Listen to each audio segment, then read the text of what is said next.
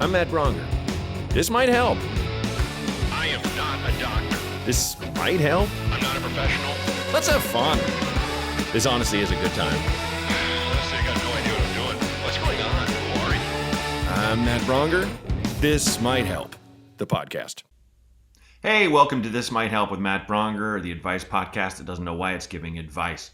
I'm on my own this time. It's one of those wild situations where I had to take a week off, go away, as demanded per my family, since Christmas was wiped out and New Year's pretty much.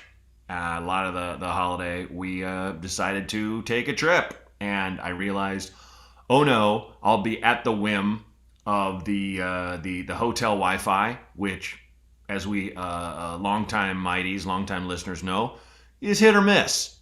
Sometimes the audio is not great, this, that, and the other. I figured, okay, let's record one, and I scrambled for a guest. And by the way, I have guests set for weeks and weeks and weeks, but my guest next week, I asked to move it 1 week earlier. They couldn't do it. I talked to some other people, they couldn't do it, blah, blah, blah. So, hey, just me and you kids, but that's okay. I am a seasoned podcast professional. As you know, this will be a very fun show. I got stuff to share. First off, the hour special, Doug, is in the can, as you know, but it's also now edited. And Ben Wise has done the theme song, and that's in there. We have an amazing credit sequence. We had a lot of fun with a wall of the comedy club, where we had shots of what would have been, in this legendary comedy club, Zany's Nashville, what would have been headshots of all the comedians that had ever played there. If you go to a lot of old-timey, or I shouldn't even say old-timey, comedy clubs that have been around a long time have a lot of pictures of comedians on the wall, signed headshots from bygone eras, from this era, in between, blah, blah, blah. And Zany's Nashville has been around a long, long time. And my director realized, okay, we can either cover those headshots, because we can't really use people's images without their permission, and we wouldn't try. So he's like, we can either cover these, or what do you think about making new ones? And I was like, what if they're all me? And we were all laughing. And so I just went and got a ton of old headshots of mine. I probably have like 5 old headshots from different eras in my life. And then I went and I had a photographer friend of mine, Kelly Dwyer, take pictures of me as various comedic personas. And so when the special comes out, if you look close, you'll see those pictures next to the stage. And this is kind of a spoiler, but I'm just sharing this for those of you who, took the time to look at this podcast episode and go, oh, it's just Braunger by himself. I'm still going to listen. So this spoiler is just for you. And I had a blast taking these pictures with Kelly and pretending to be all these different made up comedians. Because, I'm a Comedy Store paid regular. Yeah, I said it. And my name's on the wall. I said that too. And so I've been there as a regular since 2015, one of those. And if you go, there's just pictures up and down the hallways of all these people. And some of them are like, you're like, what was that guy's act? He's just wearing a diaper and he has an electric guitar. So I took inspiration from that and just did all this weird stuff. At one point, I'm holding a dog. Anyway, so in the credit sequence for the special, a lot of these made up headshots just pop up. So for you collectors out there, when it comes out, it'll be on some kind of streaming platform. I don't know which one yet. So we shall see. But yeah, so that's exciting. That's done. That's moving forward. And last week's episode with Billy Wayne Davis is out. And I put up a clip about how basically we hit upon a really cool point. Well, Billy Wayne did, that social media can be like fire and can be like water. It just depends how you use it, because we tend to look at it as like a garbage fire, but it's a garbage fire that can keep you warm. Terrible analogy, I know, but it's just like fire. It can burn you. It can cook food. You can use it for different things. So I am just actively on this kind of mission to find how it can help get the word out. Not necessarily about like dig me, but just get my art, my comedy in front of people. Like all comedians, it's a ever changing landscape that will drive you mad if you let it. But so that's been my focus as well. So that's where I'm at right now. We had a lovely morning with young Rose running around the house watching a little bit of Sesame Street. She's shooting up like a sprout, just getting taller and taller and bigger, and soon she will kill me. Well, not soon, probably in a couple decades. But I'm excited for that to happen. I was struck by casualties, man. I'm excited to be murdered by my child. I don't mean that. I'm excited to die first. Every parent listening knows what I'm talking about. Tony Baker, if you don't follow him on Instagram, you're crazy. That's a comedian who uses social media well. He takes footage of wild animals and does voices for them. It's hysterical. And he's also a super, super, super funny stand-up. But that said, an awful thing happened about a year ago where he lost his son in a terrible street racing accident. His son was killed when a car hit him. And it's very hard to even say that. But he had a really interesting post recently where he talked about how, it's the anniversary. And I should say, even in the weeks after the death of his son, he was still funny online. He still was, stayed on it, and expressed what he was going through as he saw fit, which I thought was beautiful. But a year later, people are kind of hitting him up and being like, I know it was a year ago, hope you're doing okay. And he basically just wrote one thing that was like, because he had 2 children, I believe. And he said, he's like, look, I appreciate it, but like it's always gonna be hard. I can't believe it's for someone to be funny in that kind of situation blows my mind. But what he said was, all I wanted was for those 2 boys to throw me in an oven someday. just throw me in. I'm done. You're raised. You're an adult and you're independent. You're on your own. Okay, I'm gonna die now, and you can go ahead and burn my body. Throw me in an oven.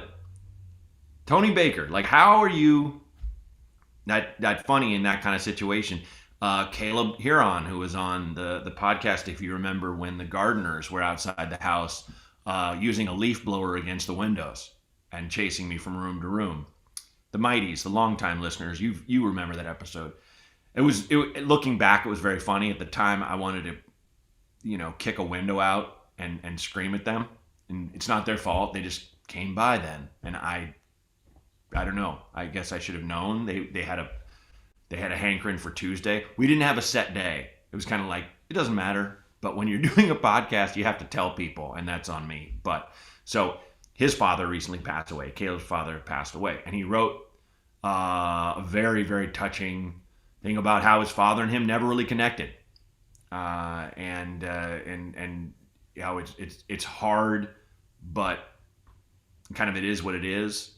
I guess what I'm saying, I'm just really struck by, I went from how you use social media, and I look at comedians who use it well, like Tony Baker, like Caleb.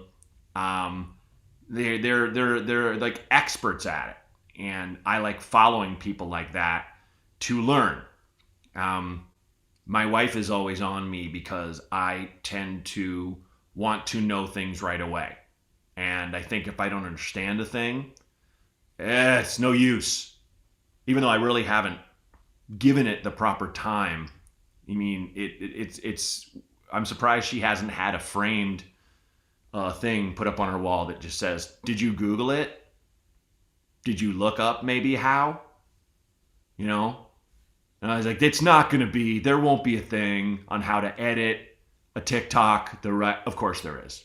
Of course there is. I was just lazy and I didn't want to look it up. And so I went, screw it. So I'm kind of going from topic to topic here, but I'm just sharing what I'm kind of working on with me. And I know a lot of people listening to this are working on the same kind of things. And there are people I'm sure that are listening that are like, yeah, I got that whole shit figured out. Where are you, man? you know. But there's also just as many, I'm sure, that are like, I don't know what the hell you're talking about. And that's fair too. So I appreciate you listening to this. It blows my mind that I used to do a podcast that was just me talking for a half an hour. And I'm knocked out that Bill Burr does that still, as far as I know. You know, but like, I love the give and take of having someone. Like, this is fine. I do like doing these episodes. They kind of take me back to those days. And I do enjoy, you know, just being a one-man band. If I didn't, I wouldn't be a stand-up. But, you know, I like that my main, my MO for the show is the give and take with somebody. You know, I do really enjoy that. That said, I'm getting back on the horse. The tour starts February 25th and 26th in Fort Collins, Colorado. Tickets are up there for that. Let me run through real quick for those of you wondering, like, when are you going out again? After that is Columbus, Ohio, March 11th. The first show is sold out. The second show has some tickets left. That is... Columbus, Ohio, and then I have Cincinnati, Ohio, March 12th, and there are tickets available for that, which I'm excited. I have not been in Cincy in forever. The weekend after that, I'm back to where I ended doing stand-up at the beginning of 2020. The last gig I had was at the Comedy Showcase in Ann Arbor, Michigan. I am there March 18th and 19th. That's 3 shows. I'm not sure if it's 2 Friday or 2 Saturday, but anyway, I'm there Friday the 18th of March and Saturday the 19th of March at in Ann Arbor, which is where I had the last weekend before we all locked down, all us comedians. A few maniacs stayed out there, and they all either got or gave COVID pre-vaccine. Good job, fellas. Jesus. But I remember being in Ann Arbor and having that thing. Even, you know, you fly into Detroit, and then I took a car to Ann Arbor, and Ann Arbor is one of my favorite places in the entire United States. An incredible town. For Zingerman's Deli alone, it's incredible. Beautiful people, really, really cool. Michigan's just such a fun state. But I remember COVID was kind of closing in. And it was that feeling of, do I have this show? And I mean, I was talking to Roger, the owner, who's a fantastic dude who's been in the game a long, long time. And I was like, how are you feeling? He's like, oh, everyone seems fine. And, you know, tickets are moving. And I was kind of like, yeah, but it kind of freaks me out. But we didn't have all the information. I remember after the show, I didn't do a meet and greet, but I touched elbows with people as they left. And I think it's because we thought if we touched hands, we didn't think it was through, you know, our breath or respiration or anything, or moisture in the air. We just thought, like, oh, if I touch your hand, I might give or get COVID, which is crazy looking back. But we just didn't know. And there was one case that was documented in all of Ann Arbor, and the hospital was right downtown near my hotel. And I remember walking to the gig and looking at that hospital and being like, God, there he is. Patient 0 of Michigan, just by himself in a cage, like the end of the book, I Am Legend, like crazy, you know. And I remember talking to my agent and him going like, look, they're talking about shutting down LAX. And I was like, ooh, so I live here now? If they shut down LAX, they're definitely shutting down Burbank. There's so much that we didn't know in that time. And I remember that being the scariest thing. It got even scarier after I finally got home. But, you know, my wife and I are on the phone. I remember I was in a record store and I went outside to talk to my wife, and she was like, well, okay, they shut down LAX, you fly into Vegas, and then you rent a car and you drive home. I was like, this is insanity. You know, I think back then our imaginations were driving us crazier, you know, than anything. Because we were just like, this is every, you know, movie I've seen about a pandemic. This is every zombie movie. You know, it starts small. Well, they're shutting down a couple airports, and well, there's some sort of virus being passed around. and the guy on the street. I'm Roger. I'm getting told that there's zombies. Like that's how it goes. It goes from just the littlest thing, and then all of a sudden on the news, there's just swarms of zombies just covering cars and eating everybody inside and stuff. And not that I thought a zombie attack was imminent, but it had that. It was being in a college town. What was it in March? And all the kids had left to go home, because of COVID. It felt like kind of a ghost town ish, and just being in that hotel and looking out the window was kind of like I don't want to go home. But the shows were great, and I flew home, and I was fine, and I didn't get COVID for at least a year and a half. But but yeah, so I'm going back there. So all tickets are at mattbraunger.com/tour. Let me see. And yeah, that's what I wanted to talk about. So yeah, let's go right to. We have 3 calls. 2 are recorded. 1 was a write-in. Thanks so much to the people who reacted to my last-minute kind of request for calls. It's never easy getting people to call, which I understand. I get it. But you should.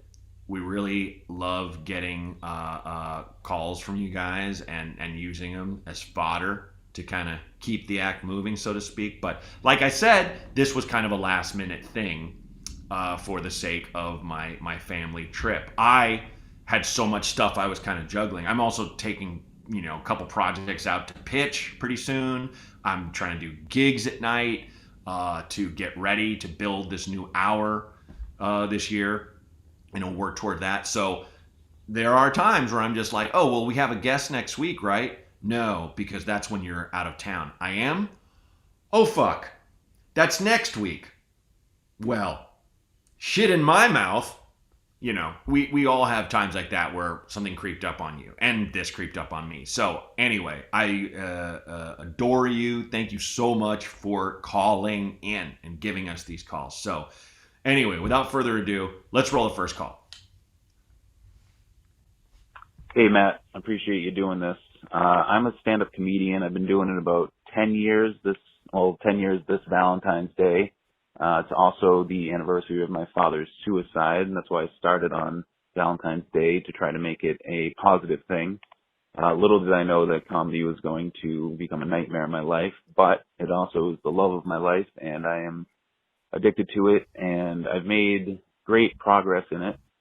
But my wife just left me suddenly on Thanksgiving Eve without warning, and I'm currently sitting at home with COVID. As a comedian who's almost 10 years in, I've made a lot of accomplishments. I've done a lot of things. I've opened for some of the biggest names. I've run my own shows. I've been in festivals, but I feel like I haven't broken through to the next level. So I'm calling for life advice as a comedian who's trying to get an agent. I want to get on television. I'm just looking for any advice on how to deal with these life issues that I'm dealing with, but also just as a struggling comedian to figure out the best way to move forward and to not be, beaten down by the industry. Thank you so much for your time, Matt. Find you very funny. Stay safe. Bye. Wow, thanks for calling in, man. That's a lot. First off, I'm sorry about your father, and I'm sorry about the situation with your marriage. You do seem to be, erring on the right side of life. Let's just say we don't know where we're going, none of us, but you seem to have the right attitude. The first thing I judge when people call in is like their tone, and yours seems to be not necessarily upbeat, but you don't sound necessarily beaten down. And I think that goes back to what you said. Comedy is the love of your life. Hopefully that wasn't at the expense of your marriage. I don't mean to read into anything. I don't know one way or the other if it was or not, but I would think you sound like a thoughtful dude. I think you probably would have said so if that was the case. But okay, let's unpack this. You've been doing this for 10 years. That's a good amount of time. But I'm just gonna you asked about the comedy thing, so I'll just get into that. Like the thing you got to keep in mind is there's no real, I won't say there's no real breakthrough, but first off, you got to keep in mind that every comedian, every performer is always, there's a part of them that's always kind of striving for the next thing. And I know you're just like, I just need a win. You're probably like, I just want to tour as a headliner and make a living at that. I want to get on TV. Get the thing you mentioned, getting on TV.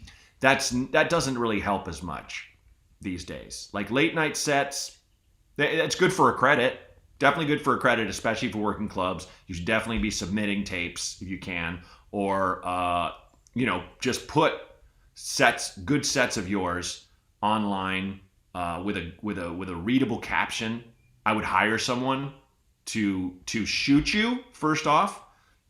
Let's say good 5-6. Shoot a whole. Let's say shoot your best 10 minutes, the 10 minutes of your act you like the best. Have about 5 minutes of it captioned or whatnot, and then you could submit that for late night sets, or just put it on YouTube and hopefully you'll get seen. And I know hopefully that sucks, but there's no real in. So when you say get on TV as a milestone, it's good for credits, but it's not what it was. If you're talking about getting like on a special or getting a set on, let's just say off the top of my head, Comedy Central's half hours, or one of Netflix various kind of streamers they're kind of doing, or making a special and selling it to kind of Amazon Prime or whatnot. You kind of want to pay attention to who's producing those sorts of things and not necessarily reach out to them. But look, I've said it before. Dan Harmon had the best analogy I've ever heard for making it, which he described as like when you're a kid and you get lost in the woods. Don't go wandering around. Stay where you are. And that is to say, stay what you're doing. Your best avenue is to get as good as possible. And I know you've already got that focus, and I know you want a win and you want something to tell you that it's worth it. And this is going to suck to hear, but doing it is what makes it worth it. It's nice to get noticed, and it's great to make a living at it once, that eventually happens. But, just look at people who are different than you and see what they're doing online, because online is I won't say it's everything, but it's definitely the best way to get noticed and for people to see you and for you to create your own value that other people come in and then want to have a piece of it with you. You mentioned an agent. One of the biggest mistakes people make is that agents get you work. They don't. You get yourself work, and then agents make the best possible deal and take a piece for themselves. So to get an agent, you need to already they have to either see something that they can make money off of you, or they have to see that you're already making money and they want to be in the you business. One good way to start on that road is to get a manager. And managers, they always say, what's the difference between a manager and an agent? A manager can't get you work and an agent won't. Well, what that comes from is a manager technically can't negotiate deals. You have to have a license to do that like an agent does. Okay. And so basically a manager can help get you with an agent to negotiate these deals. But there's another thing. You can also have a lawyer negotiate these deals. I know people in the business that are doing quite well that don't have a manager or an agent. They just have a lawyer. And these guys are a little bit more money focused than I am. I've always kind of looked at it as like, this is my team. I have employees. And I have 2 managers actually. And, they're great. But where you're at, I would say put your stuff online, captioned, and, blast it out there. Look at what people are doing to get noticed. Let's say you put it on TikTok, look for a hot hashtag, put that hashtag on there. And find out who's managing acts you really like, especially mid-level acts that are on their way up. Look for those managers and look for management companies, and maybe look for junior managers, people who are starting out just like you. That's how I basically got my foothold in the business. Was I was quote unquote discovered by my now wife, but back then she was an up and coming manager. I was an up and coming comedian. We kind of rose together because she was hungry and I was hungry. A lot of times you could say sign with like a massive, very successful manager, but why is he or she gonna work that hard for you when they're already killing the game? This person already represents Kevin Hart. Why would they give a fuck about you? You know what I mean? So that would be, I think rather than, don't even think about agents right now.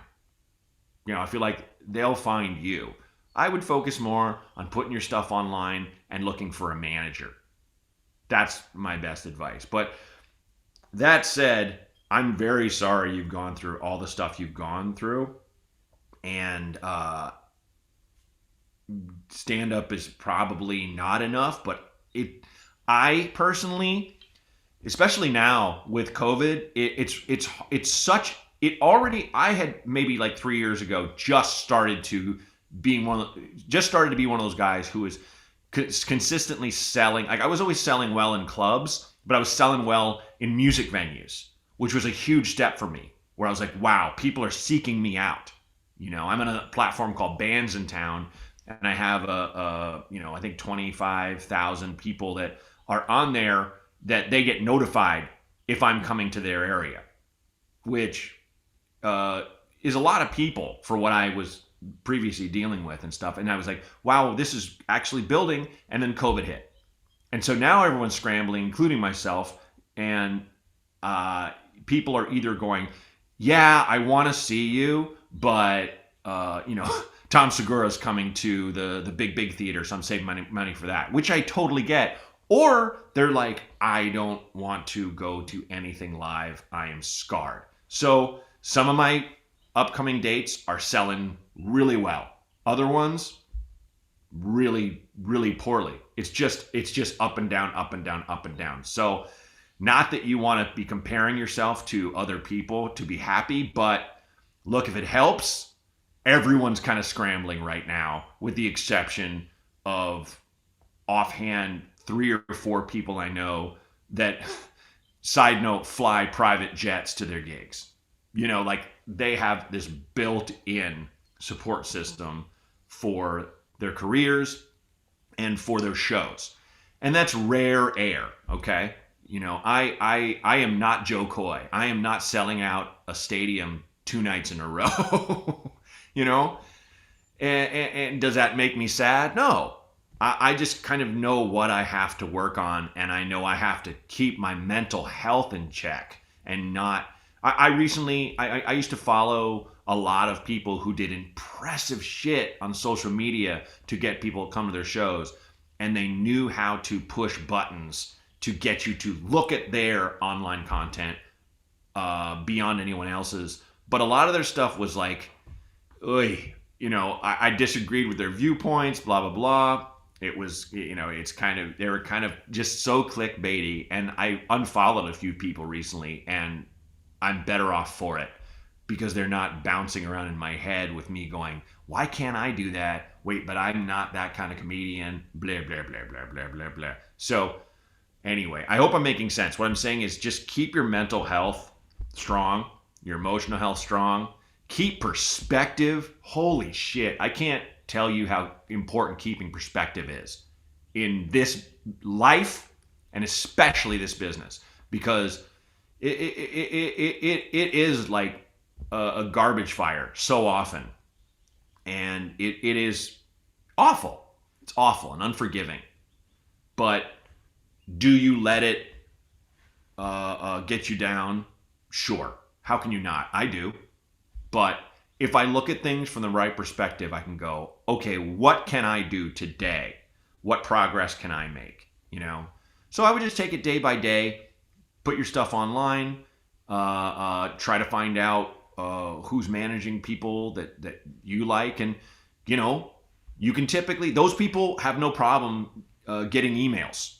So send an email. I wouldn't send a clip right away, but just send an email introducing yourself. List some of your credits, people you've opened for, and ask if they'd like to see a clip. Go from there. And this person is not going to go, I want to sign you. But now they know who you are. And now they're going to pay attention. They're going to be tracking you and see where you're going. A lot of this is just getting in front of people and starting a relationship. Just be normal and just be kind and have cool shit going on in your own life that people want to be a part of. So sorry for what you've been through, but hold on to the stand-up love, and call back in and keep me posted. And good luck to you.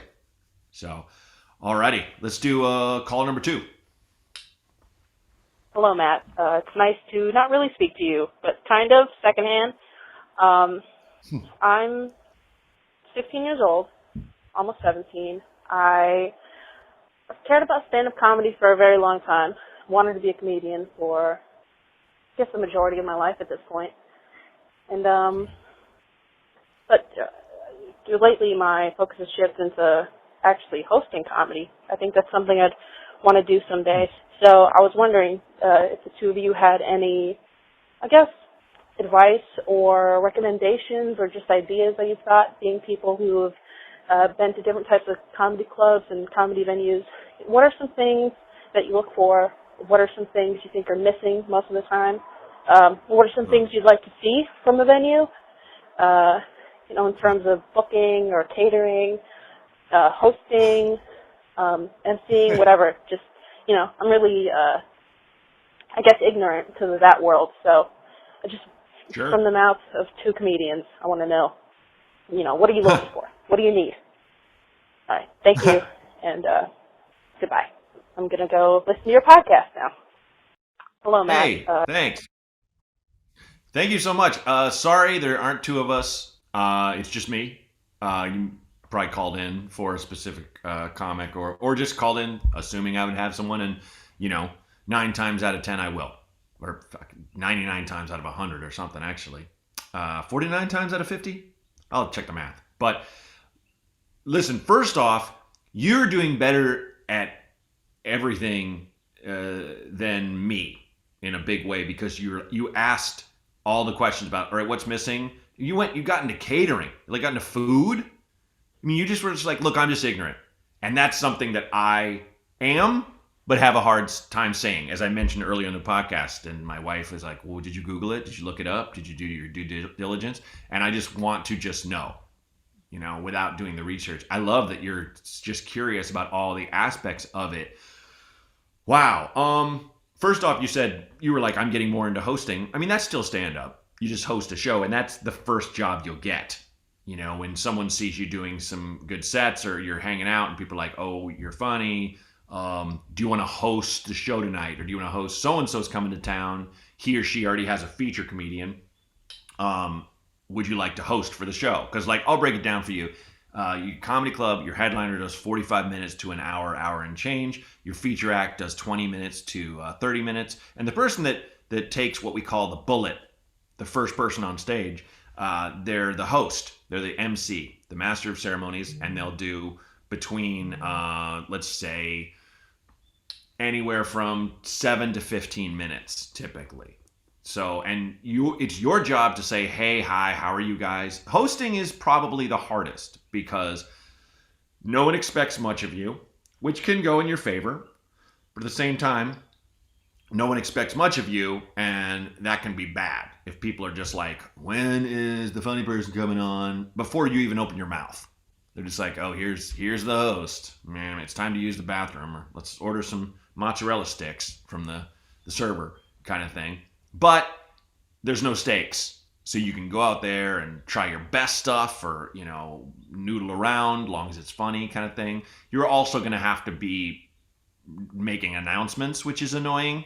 And then you got to remember people's names, which doesn't sound like much, but when you've just done a bunch of jokes, you've forced yourself or trained yourself to remember, and then you're like, please welcome. and you blank. That happens to everybody. I hosted a New Faces thing at Just for Laughs in Montreal in 2016, and I shredded everyone's name. Not just got it wrong, shredded. And this was their debutante ball, coming out on stage to maybe get signed by agents. Oh God, I look back on, I remember in the middle of the show, I just was like, I'm not drunk, I swear. Hey, I'm just bad. I need to have someone's name right in front of me all the time.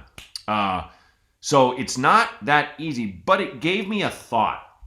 You're talking about all the different components of how everything comes together. And to answer your question, what would I change? What would I make different? I don't know what I would change in terms of food, in terms of most comedy clubs they've been around long enough. They've kind of got it down, and you'll learn on the job. You'll learn as you get older and you start getting booked in some of these places. You'll see how it is, and you'll see that you shouldn't take too much of it seriously, and you'll kind of learn the game. But you mentioned you were more interested in hosting, and I thought of friends of mine who, like what I do stand-up comedy mostly for a living. I do this podcast. I audition for acting work, which I get sometimes, but it's nowhere near the kind of money I could rely on. I write stuff and try to sell that stuff and try to get that stuff made. That's constant. And a thing I've done very rarely, other friends of mine do, is a thing called hosting. Like you'll host a show on TV, or you'll host an event. And I have friends that do, like my friend Dave Holmes, who was formerly a VJ. He came in second on the Wanna Be a VJ contest back in the 90s. And he has a whole story about that. He has a great book that he wrote called Party of One. He's an old dear friend, and he hosts, he has a couple podcasts now, and his hosting skill has bled into that. But he has hosted stuff on TV. He's hosted, game shows. It's just kind of about being a friendly presence who can kind of master of ceremonies wherever they are. So maybe that's your thing. And that is a job. That is a thing that people do. And you tend to think, oh, game show host, that's a host. There's all kinds of hosts. And just, I would Google Dave Holmes and look at the stuff he does and go, oh, maybe I can do that. Would I call Dave a comedian? Kind of. But I've only seen him do actual stand-up like a handful of times. He hosted a bunch of non-traditional comedy shows at like UCB and the Meltdown when that was still around, like the Friday 40, which was basically like a trivia competition, but everybody on stage had a 40 ounce of beer. You're underage, so you shouldn't be doing that show. But it's all nightclub stuff, baby. It's all whatever gets people to come to the show and enjoy themselves. So I will say this: I do mention my wife a lot on the podcast and how she's a manager, but one thing I don't talk about that often is how she got in the business. She got in the business by working in a comedy club in Boston, where she's from, because she was like, I don't know what I want to do in comedy, but I want to be a part of it, and I don't want to be a comedian. Now, that's not you, but I am saying you mentioned so many aspects of the comedy experience. Maybe you work in a couple of those first and just figure them out. Maybe you work in the kitchen. Maybe you seat people at a comedy club for a while.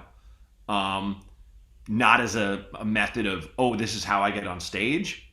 That's not how you do it, but you learn so much about it and how things work and the psychology of a crowd. I mean, it's when I say I'm not an expert in architecture, I mean I am not an expert in architecture, but I tell you, I know what a good comedy room looks like when it's empty. I know you got to have lower ceilings.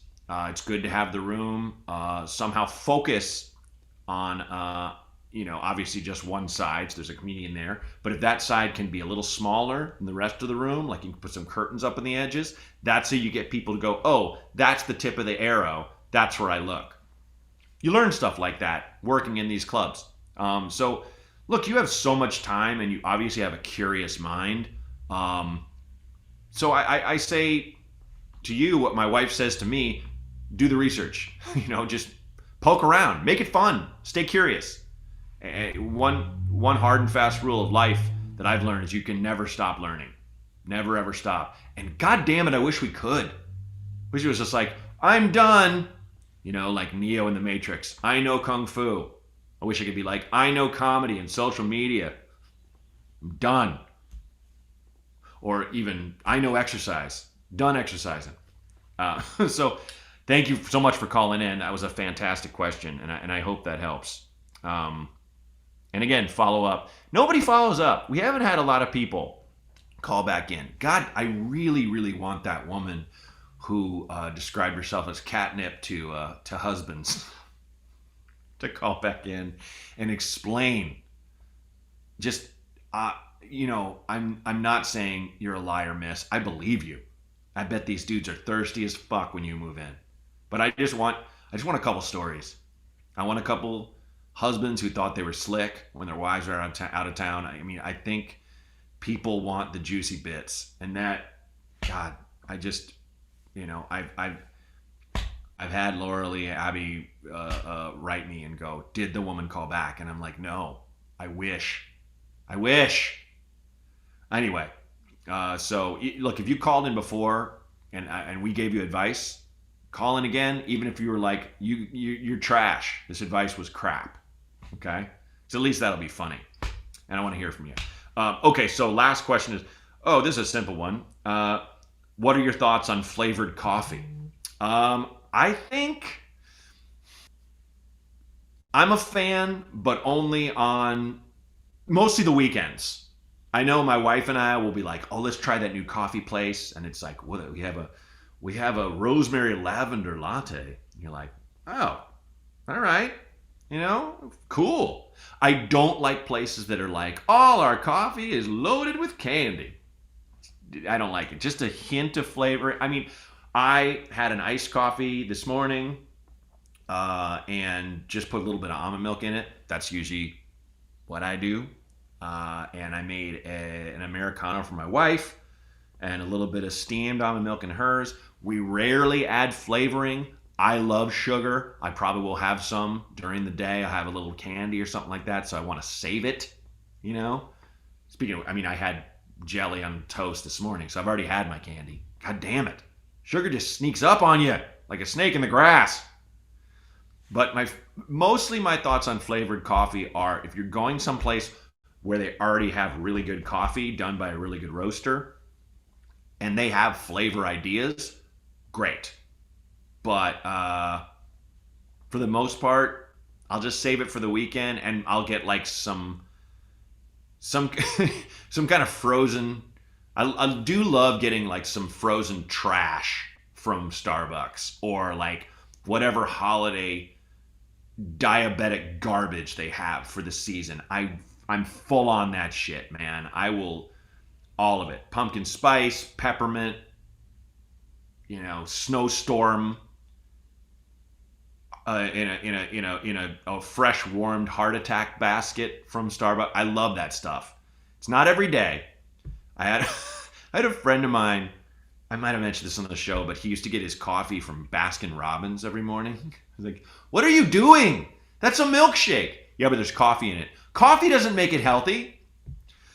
Hey, but it is. I will say, typically, I'm not a flavored coffee guy every day at all. But I do like just a bucket of caffeinated trash sometimes. So fun. So those are my thoughts on flavored coffee. So yeah, there we go. That's the ep. I appreciate you guys tuning in to me flailing away with you. But I had a good time, and it was very fun. Some old man news. I am on TikTok now, so follow me at Real Matt Braunger if you want some real good 40-something content. I'm having fun on it, getting some followers here and there, but that's up. That's there. As always, you can follow me at Braunger on all the other platforms, or at Matt Braunger. Comedy on YouTube.com/Matt Braunger comedy. For other things, there are old episodes of This Might Help that are on YouTube that you can watch and or listen. And as always, thank you, Mighties. Thank you for calling in. And pass it on. Tell your friends about the show.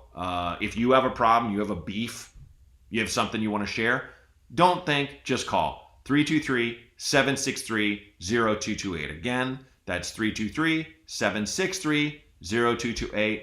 And thanks. Go get them. This Might Help with Matt Braunger was created and hosted by me, Matt Braunger. Produced by Outer Circle Media. Executive producers Matt Kleinschmidt and Robert Kelly for the Laugh Button Podcasts.